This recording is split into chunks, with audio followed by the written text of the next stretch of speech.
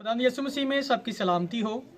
इस वक्त हम भट्ठों को विज़िट करने के लिए आए हैं, जहाँ पे हम फरवरी से खिदमत का आगाज़ करने वाले हैं। संडे स्कूल्स ओपन करने वाले हैं यहाँ पे, और साथ में होम चर्चिज़, क्योंकि इसे हम होम चर्चिज़ ही कह सकते हैं, क्योंकि यहाँ पे भट्ठे के मालिकान जो हैं वो 1 से 2 कमरों का वो अरेंज करते हैं, जहाँ पे सारी कलीसिया जो है जमा होती है और हर संडे को या फिर फ्राइडे को फिर वो सीखते हैं।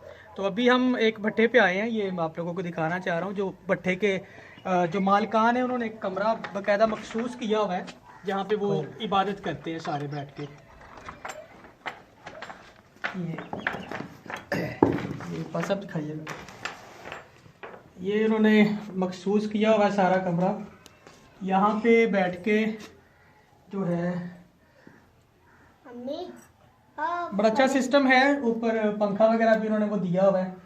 अब यहाँ पे यह है कि हम सब बच्चों का भी यहीं पे हो जाएगा, संडे स्कूल शुरू करेंगे, और साथ में जो है वो बड़ों का भी जो है इसके साथ ही हम जो है ना कि वो करेंगे।